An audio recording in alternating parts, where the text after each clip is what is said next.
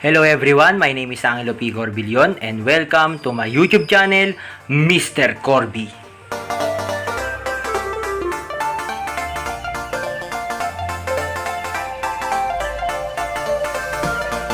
Ang gagawin natin ngayon ay mag-i-install tayo ng mga pin light at chandelier dito sa ceiling area na nakikita nyo ngayon.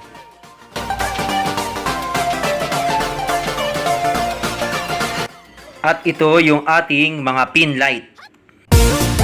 Tara, simulan na natin.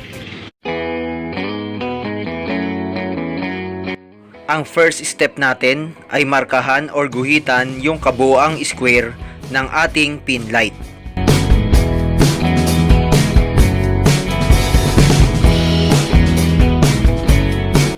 Okay, for example, ito yung mark or guhit ng parisukat ng ating pin light. Okay, ginuhitan natin yung ating pin light. Dapat ay guguhit pa tayo ng isa pang parisukat sa loob at ito yung ating ikakat katulad nito. Ayan. Ayan ang ating iguguhit sa loob. Okay, yan ang ating lalagariin. Yan ang magsisilbing stopper or overlap ng pin light. And for example, kung bilog or circle ang inyong pin light, guguhitan ulit natin ng panibagong circle sa loob para ito ang ating lalagariin. At again, ito yung magsisilbing stopper or overlap ng pin light.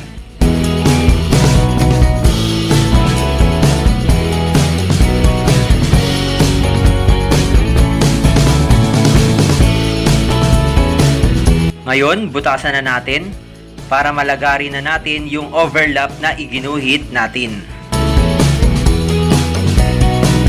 Maging maingat sa paglalagari and make sure na yung iginuhit nating overlap ang ating makakat or malalagari.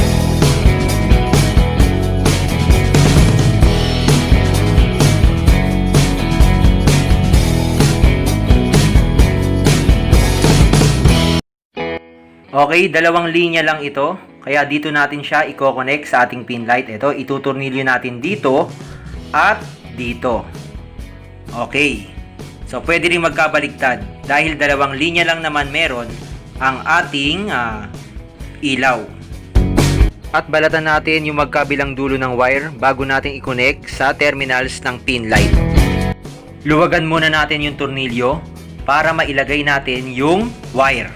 Paalala lang, bago tayo magsimula sa ating mga electrical works, siguraduhin nating naka-turn off ang main breaker para hindi tayo malagay sa panganib. Ngayon, higpitan na natin yung tornilyo and make sure na mahigpit siya talaga para hindi siya mag-loose contact. At same process lang para sa pangalawang linya.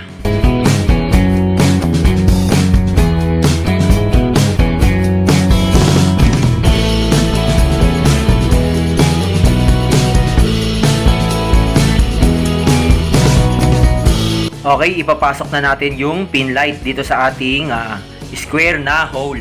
So, etong dalawang ito, iipit lang natin dito sa gilid. Katulad nito, ayan. At ito yung magsisilbing lock. Itong dalawang ito. So, ito yan. Ito. At ito. Ayan. Yan yung magsisilbing lock.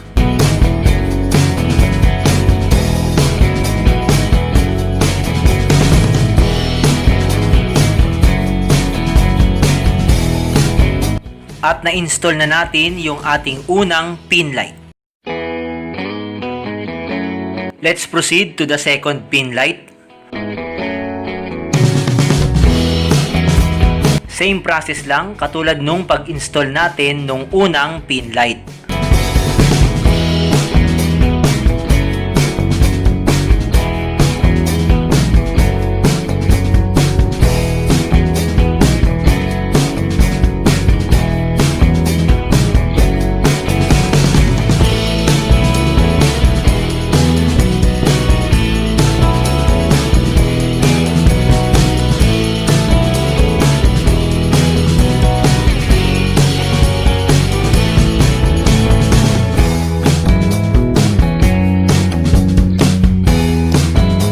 Okay, ikakabit ulit natin itong ating pangalawang pin light. Ayan, dalawang linya. ikakabit ulit natin dito at dito.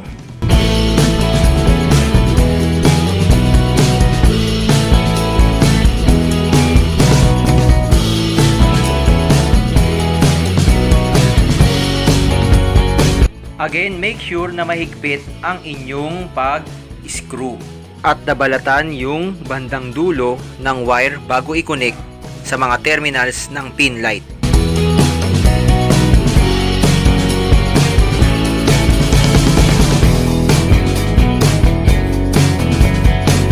Ganito yung pag-connect ng line 1 at line 2 load. At yung nasa gitna, yan yung ground.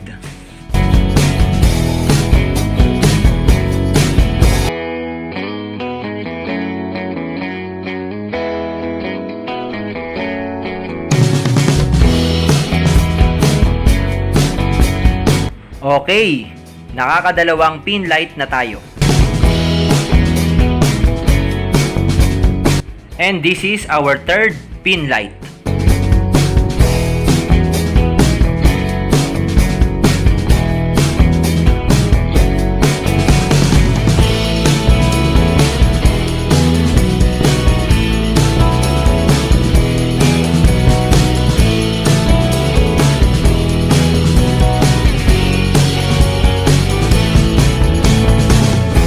Again, make sure na yung overlap na mark ang ating makakat or malalagare.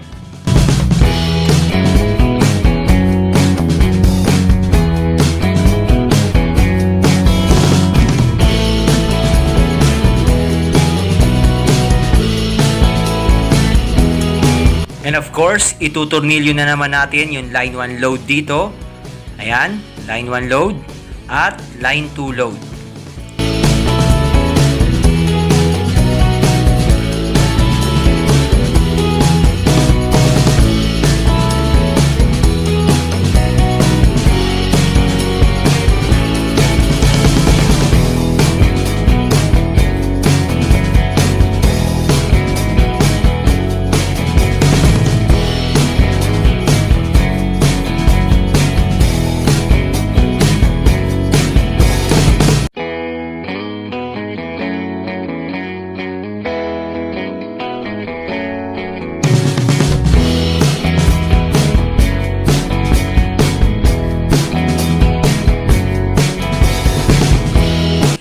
Okay, ayan, ikabit na natin itong ating pangatlong pin light.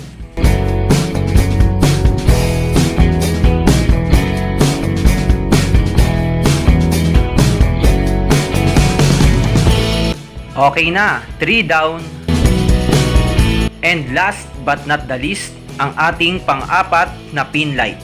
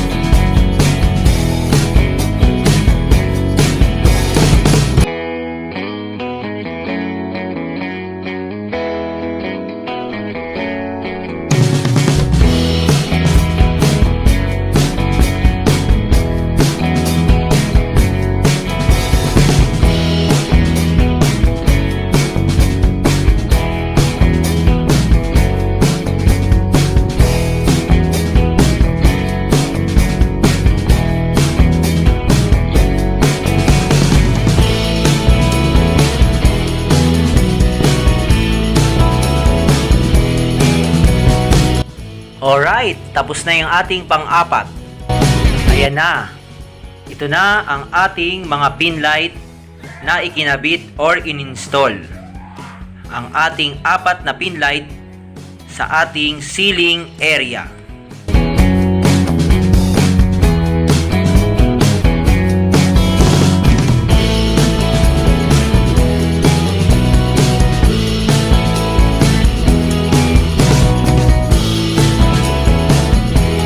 Ang susunod naman nating i-install ay itong ating simpleng chandelier. Ikakabit natin ito sa bandang gitna ng ating ceiling area.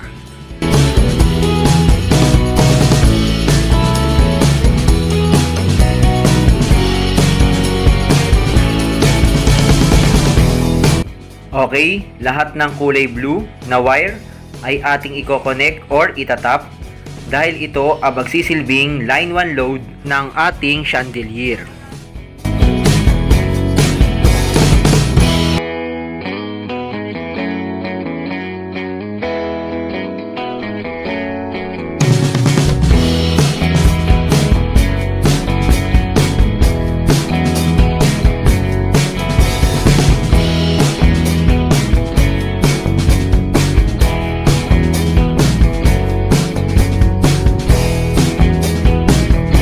Next, ito namang kulay brown. Iko-correct natin lahat or itatap.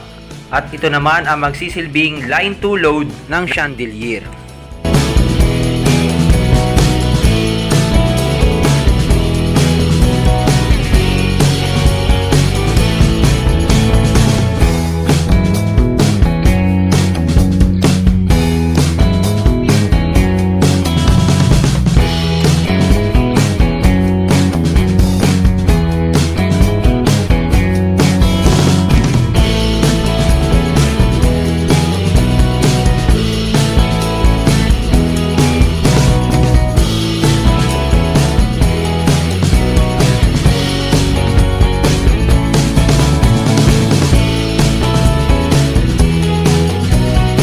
Itap na natin yung line 1 load ng ating ilaw.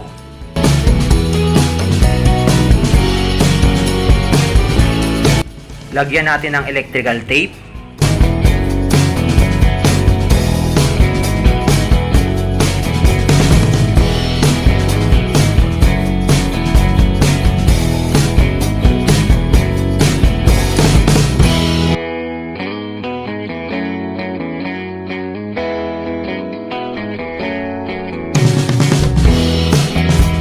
Next, i-connect na natin ang line 2 load.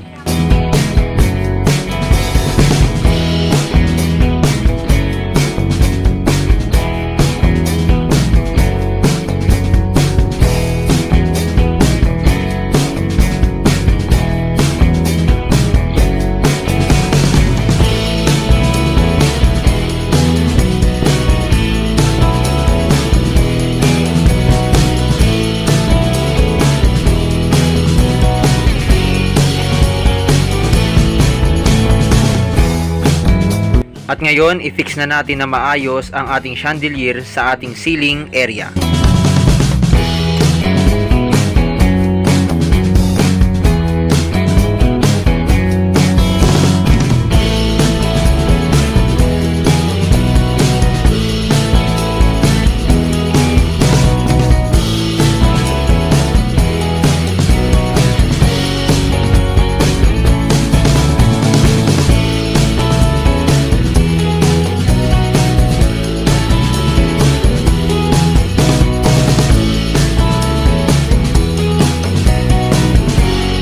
At gagamit tayo ng 3-gang switch.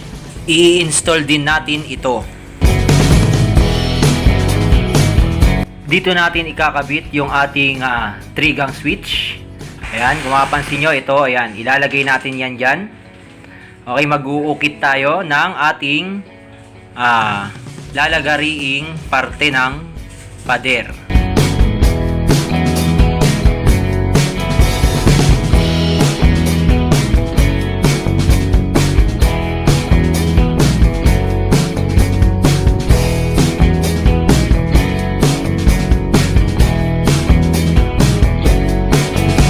At i-connect na natin itong mga wire dito sa mga terminals ng 3-gang switch. Take note, ang 3-gang switch ay binubuo ng 3 single pole switch.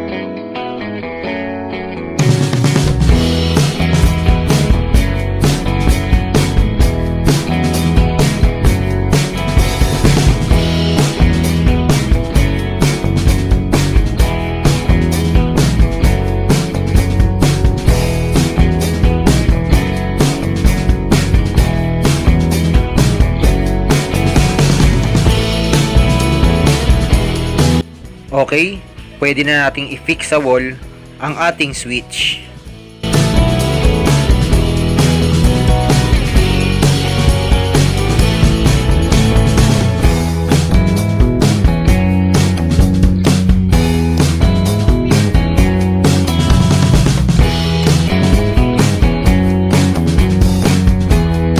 At ngayon, ite-testing na natin yung ating in-install na mga pin light at yung isang chandelier sa gitna.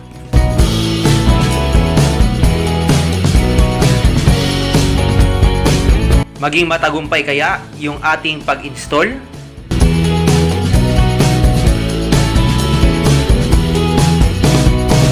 Okay, simulan na natin. Pindutin na natin itong unang switch. Papakita ko lang. Ayan. Umilaw yung ating 2 pin light na nasa gilid or nasa kanan. Next. Okay. Umilaw naman yung mga pin light na nasa kaliwa.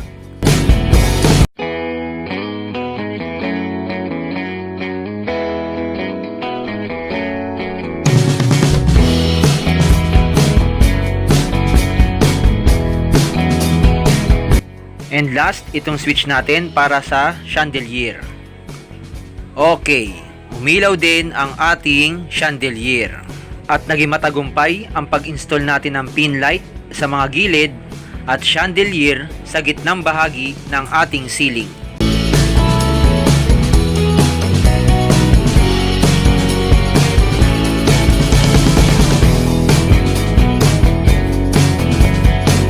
And that's all for today. Please click the subscribe button. Thanks for watching. See you on my next video. God bless. Thank you.